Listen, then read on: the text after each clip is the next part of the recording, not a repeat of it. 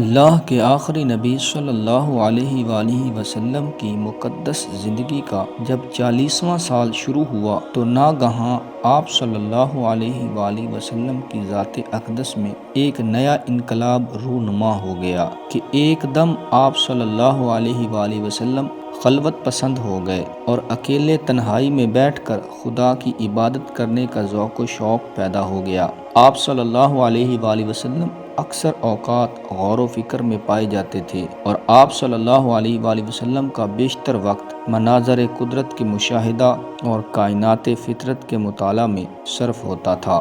دن رات خالق کائنات کی ذات و صفات کے تصور میں مستغرق اور اپنی قوم کے بگڑے ہوئے حالات کے سدھار اور اس کی تدبیروں کے سوچ بچار میں مصروف رہنے لگے۔ اور ان دنوں میں ایک نئی بات یہ بھی ہو گئی کہ حضور صلی اللہ علیہ وآلہ وسلم کو اچھے اچھے خواب نظر آنے لگے اور آپ صلی اللہ علیہ وآلہ وسلم کا ہر خواب اتنا سچا ہوتا کہ خواب میں جو کچھ دیکھتے اس کی تعبیر صبح صادق کی طرح روشن ہو کر ظاہر ہو جایا کرتی تھی۔ مکہ مکرمہ سے تقریباً 3 میل کی دوری پر جبل حرا نامی پہاڑ کے اوپر ایک غار ہے جس کو غار حرا کہتے ہیں۔ آپ صلی اللہ علیہ وآلہ وسلم اکثر کئی دنوں کا کھانا پینا ساتھ لے کر اس غار کے پرسکون ماحول کے اندر عبادت میں مصروف رہا کرتے۔ جب کھانا پانی ختم ہو جاتا تو کبھی خود گھر پر آ کر لے جاتے اور کبھی حضرت بی بی خدیجہ کھانا پانی غار میں پہنچا دیا کرتی تھیں۔ آج بھی یہ نورانی غار اپنی اصلی حالت میں موجود ہے جس کی عاشقان رسول زیارت کرتے ہیں۔ ایک دن آپ صلی اللہ علیہ وآلہ وسلم غار حرا کے اندر عبادت میں مشغول تھے کہ بالکل اچانک غار میں آپ صلی اللہ علیہ وآلہ وسلم کے پاس ایک فرشتہ ظاہر ہوا۔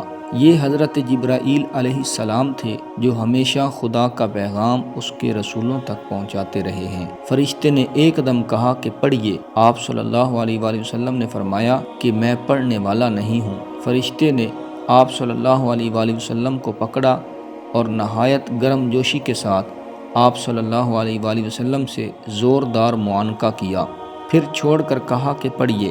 آپ صلی اللہ علیہ وآلہ وسلم نے پھر فرمایا کہ میں پڑھنے والا نہیں ہوں۔ فرشتے نے دوسری مرتبہ پھر آپ صلی اللہ علیہ وآلہ وسلم کو اپنے سینے سے چمٹایا اور چھوڑ کر کہا کہ پڑھیے۔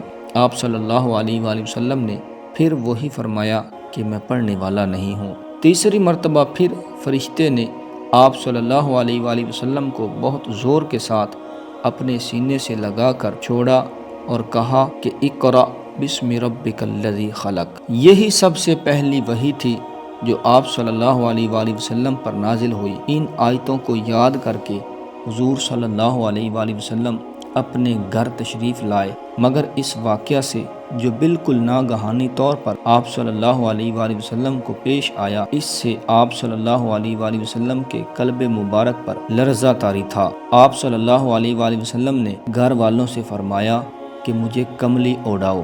جب آپ صلی اللہ علیہ وآلہ وسلم کا خوف دور ہوا اور کچھ سکون ہوا تو آپ صلی اللہ علیہ وآلہ وسلم نے حضرت بی بی خدیجہ سے غار میں پیش آنے والا واقعہ بیان کیا اور فرمایا کہ مجھے اپنی جان کا ڈر ہے۔ یہ سن کر حضرت بی بی خدیجہ نے کہا کہ نہیں، ہرگز نہیں، آپ صلی اللہ علیہ وآلہ وسلم کی جان کو کوئی خطرہ نہیں۔ خدا کی قسم، اللہ تعالیٰ کبھی بھی آپ صلی اللہ علیہ وآلہ وسلم کو رسوا نہیں کرے گا۔ آپ صلی اللہ علیہ وآلہ وسلم تو رشتہ داروں کے ساتھ بہترین سلوک کرتے ہیں، دوسروں کا بار خود اٹھاتے ہیں، خود کما کر مفلسوں اور محتاجوں کو عطا فرماتے ہیں، مسافروں کی مہمان نوازی کرتے ہیں اور حق و انصاف کی خاطر سب کی مصیبتوں اور مشکلات میں کام آتے ہیں۔ اس کے بعد حضرت بی بی خدیجہ آپ صلی اللہ علیہ وآلہ وسلم کو اپنے چچا زاد بھائی ورقہ بن نوفل کے پاس لے گئیں۔ ورقہ ان لوگوں میں سے تھے جو موحد تھے اور اہل مکہ کے شرک و بت پرستی سے بیزار ہو کر نصرانی ہو گئے تھے اور انجیل کا عبرانی زبان سے عربی میں ترجمہ کیا کرتے تھے۔ بہت بوڑھے اور نابینا ہو چکے تھے۔ حضرت بی بی خدیجہ نے ان سے کہا کہ بھائی جان، آپ اپنے بھتیجے کی بات سنیے۔ ورقہ بن نوفل نے کہا کہ بتائیے، آپ نے کیا دیکھا ہے؟ حضور صلی اللہ علیہ وآلہ وسلم نے غار حرا کا پورا واقعہ بیان فرمایا۔ یہ سن کر ورقہ بن نوفل نے کہا کہ کہ یہ تو وہی فرشتہ ہے جس کو اللہ تعالیٰ نے حضرت موسیٰ علیہ السلام کے پاس بھیجا تھا۔ پھر ورقہ بن نوفل کہنے لگے کہ کاش میں آپ صلی اللہ علیہ وآلہ وسلم کے اعلان نبوت کے زمانے میں تندرست جوان ہوتا، کاش میں اس وقت تک زندہ رہتا جب آپ کی قوم آپ کو مکہ سے باہر نکالے گی۔ یہ سن کر حضور صلی اللہ علیہ وآلہ وسلم نے تعجب فرمایا کہ کیا مکہ والے مجھے مکہ سے نکال دیں گے؟ تو ورقہ نے کہا جی ہاں، جو شخص بھی آپ صلی اللہ علیہ وآلہ وسلم کی طرح نبوت لے کر آیا، لوگ اس کے ساتھ دشمنی پر کمر بستہ ہو گئے۔